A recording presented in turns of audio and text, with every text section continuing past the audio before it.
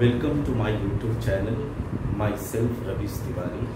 I am going to explain important topic of biology. The topic is reproduction in organism. What does it mean? What is reproduction? Reproduction is the characteristic of all living beings.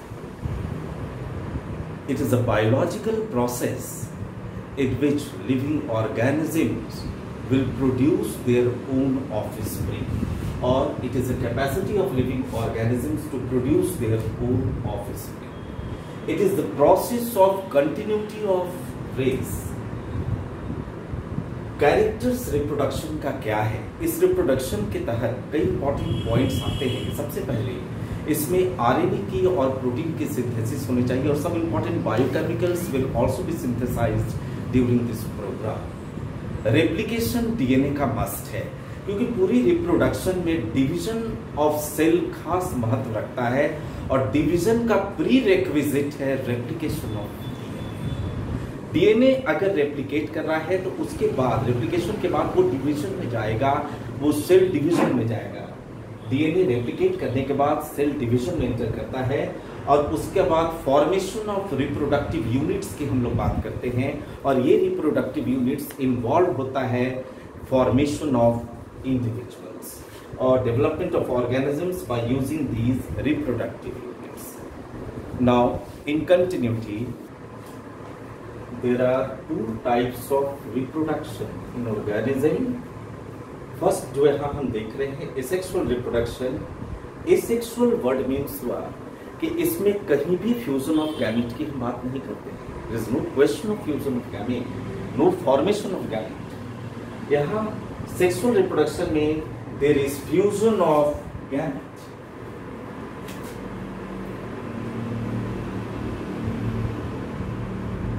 There is formation and fusion of gamete. Now I am going to explain in detail that is the sexual reproduction.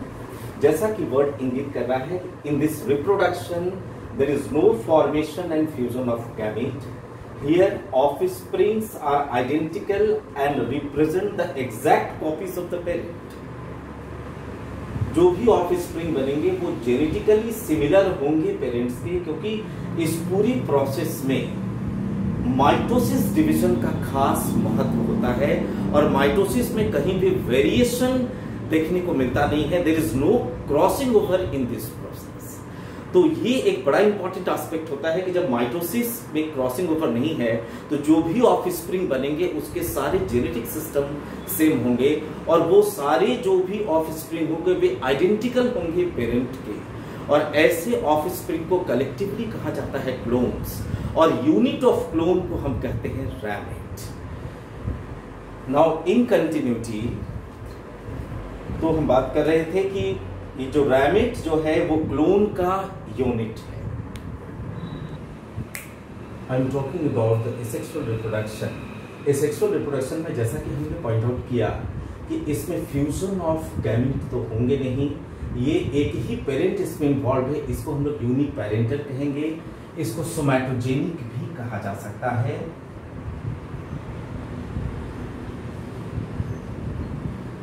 Somatogenic main division इसमें क्या होता है? Mitosis. यानी जब भी जो भी इसमें सेल्स बनेंगे उसमें क्रोमोसोम कॉम्प्लीमेंट जो भी होगा वो पेरेंट के इक्विवेलेंट होगा. कहीं पर वेरिएशन की बात नहीं आएगी, क्योंकि यहाँ क्रॉसिंग ओवर होता ही नहीं. तो वेरिएशन नहीं है तो इवोल्यूशन ऑफ स्पीसीज की भी बात हम लोग नहीं कर सकते हैं. तो ये एक मेन डिवीजन इसमें क्या होता है? माइटोसिस होता है. Uniparental, no fusion of gamete, no alternation of generation.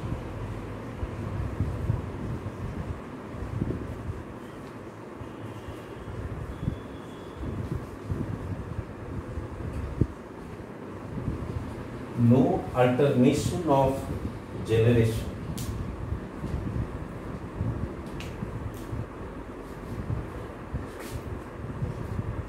Uniparental, no alternation of generation.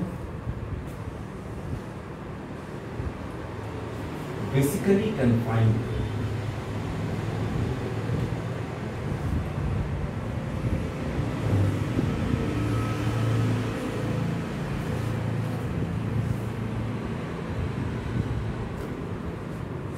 protozoans,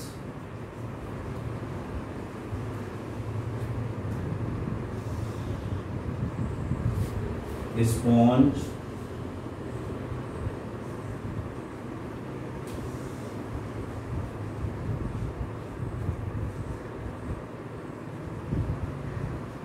planaria, coelenterate,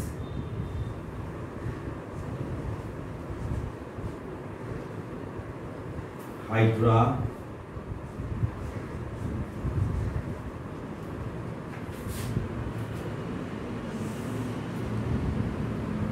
tunicates,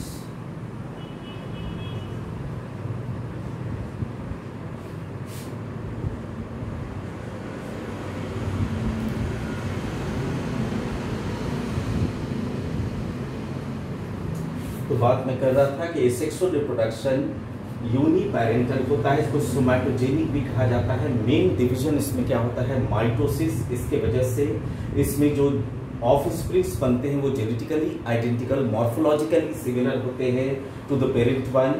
इसमें फ्यूजन गैमीट का नहीं होता है, नो अल्टरनेशन ऑफ जनरेशन। ये बेसिकली कन्फाइंड होता है प्रोटोजोवंस में, अमीबा, पारामीशियम।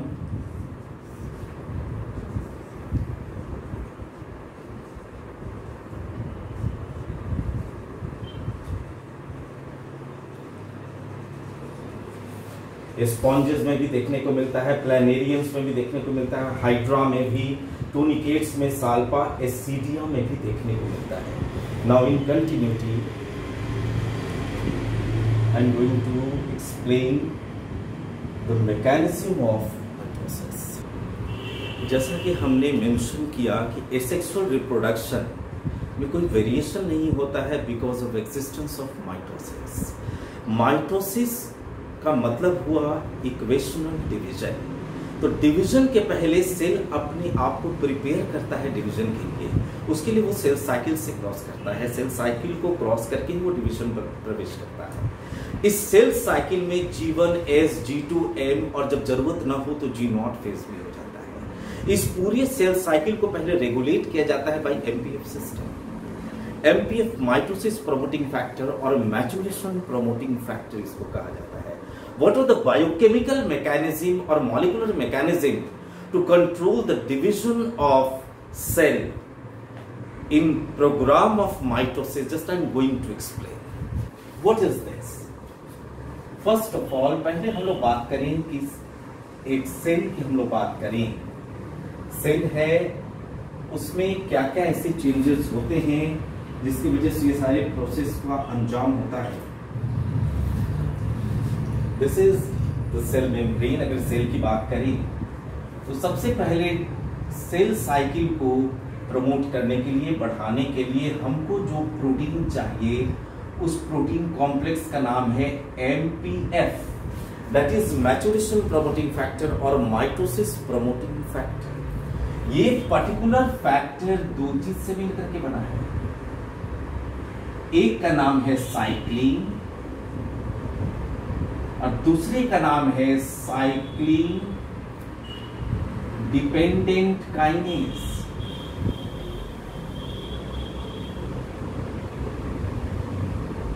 सबसे इंपॉर्टेंट चीज, ये कैटालिटिक सब यूनिट है तो ये रेगुलेटरी सब यूनिट है।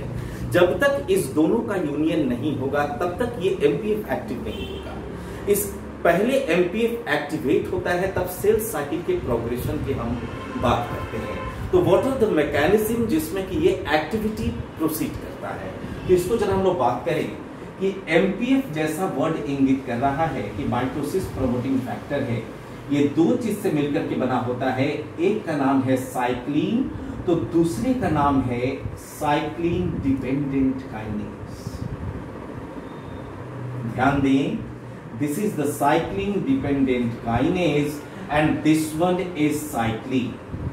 अगर हम लोग पॉइंट आउट करें कि पूरे एसेक्सुअल रिप्रोडक्शन में माइटोसिस होता है तो माइटोसिस होने के लिए डिवीजन की जरूरत होती है और डिवीजन के पहले सेल साइकिल की आवश्यकता होती है और सेल साइकिल को रेगुलेट करने के लिए MPF की आवश्यकता होती है। तो MPF बनता है जेनेटिक एक्सप्रेशन से, और ये प्रोटीन कॉम्प्लेक्स से of course gene will be involve in formation of these important proteins to regulate the cell cycle, to promote division of cells in asexual reproduction.